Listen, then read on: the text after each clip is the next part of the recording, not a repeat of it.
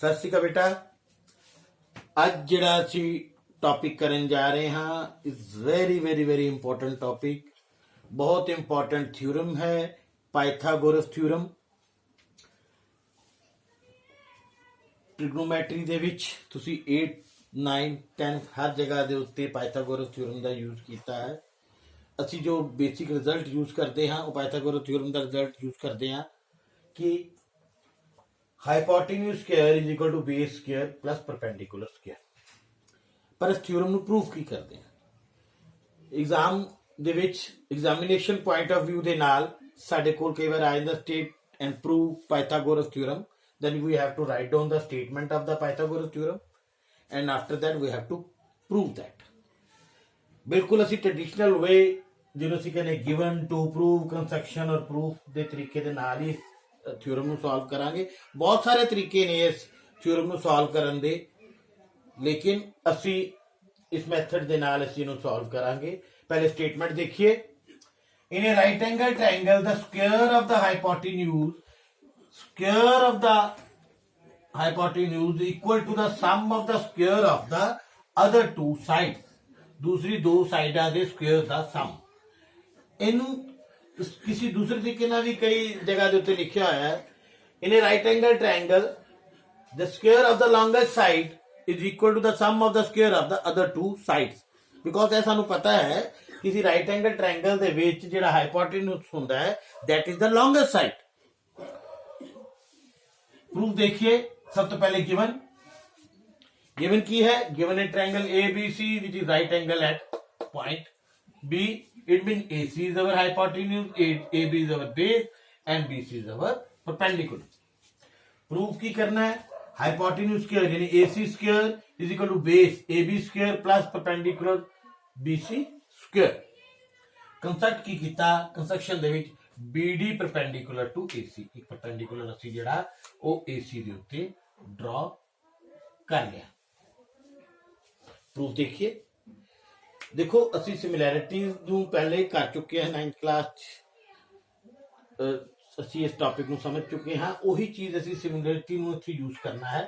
ਦੋ ट्रायंगल ਲੈਣੇ ਆ, ट्रायंगल ADB और ABC। ਇੱਕ छोटी ट्रायंगल ADB, बड़ी triangle ABC। Angle ADB is equal to angle ABC, angle ADB is equal to angle ABC। ए 90 ए भी 90, ईच 90 डिग्री। एंगल A दोनों दे विच कॉमन,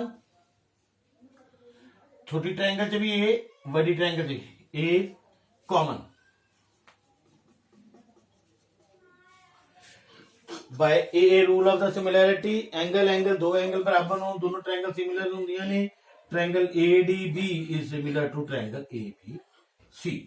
इट मीन जे ट्रायंगल सिमिलर ने same ratio AD over DB is equal to AB over AC।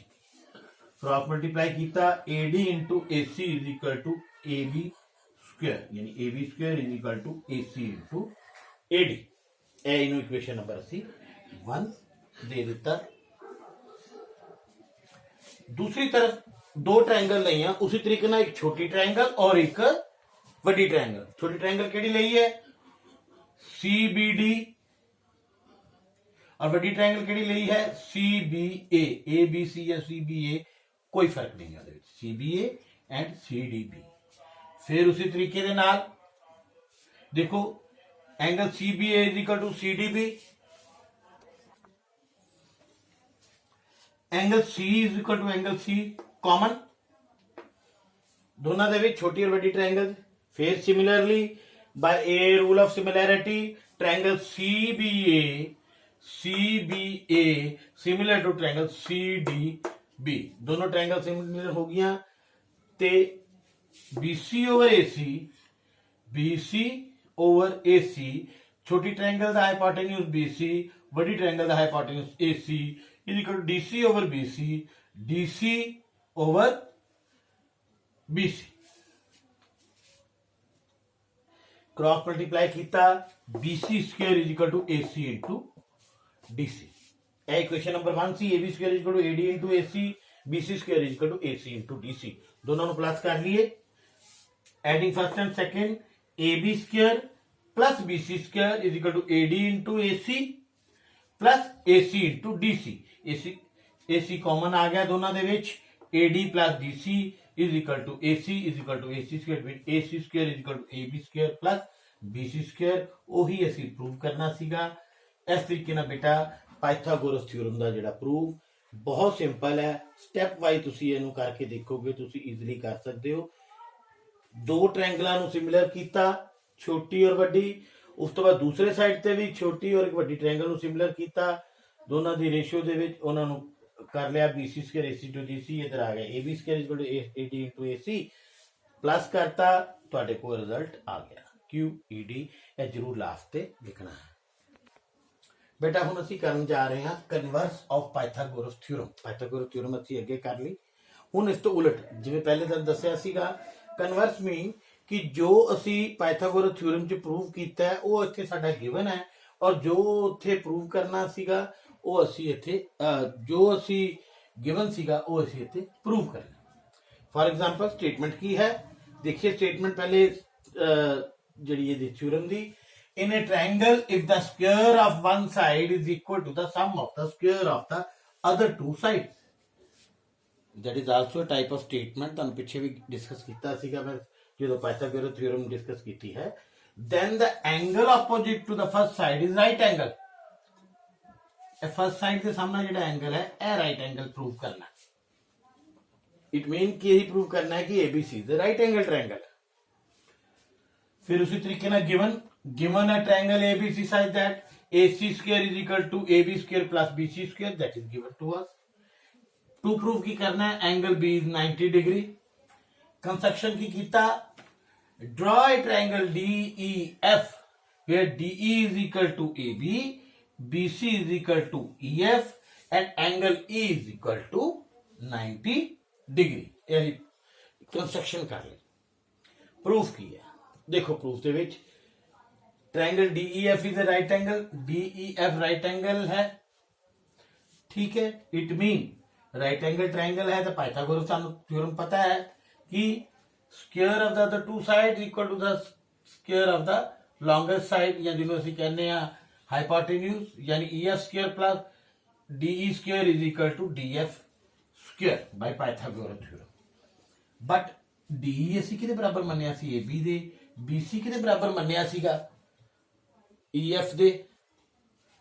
और construction च ਮੰਨਿਆ ਸੀ ਅਸੀਂ। इट मीन DE किहदे बराबर आ गया? AB स्क्वायर, EF आ गया BC square is equal to DF square. पर यह इक्वेशन नंबर साडी फर्स्ट आ गई। पर ਸਾਨੂੰ ਤਾਂ ਦਿੱਤਾ ਹੋਇਆ है AB square plus BC square is equal to AC square. देखो AB स्क्वायर पर BC स्क्वायर DF स्क्वायर के बराबर है, AB स्क्वायर पर BC square is equal to AC square के बराबर है। फ्रॉम फर्स्ट एंड सेकंड की पता लगा कि DF square is equal to AC square, it mean DF is equal to AC। हुण दो ट्रायंगल ले लेने हैं, एक पार्ट खत्म हो गया। DF is equal to AC ਅਸੀਂ प्रूव किया, दो ट्रायंगल लईਆਂ वही सेम ABC और DEF। AB DE ਦੇ ਬਰਾबर, BC EF ਦੇ ਬਰਾबर, DF AC ਦੇ ਬਰਾबर ਹੁਣੇ ਪ੍ਰੂਫ ਕੀਤਾ। ਜਦੋਂ ਤਿੰਨ ਸਾਈਡਾਂ ਤੇ ਕਿਸੇ ਦੋ ਟ੍ਰਾਇੰਗਲ ਦੇ ਵਿੱਚ corresponding sides are equal then they are congruent।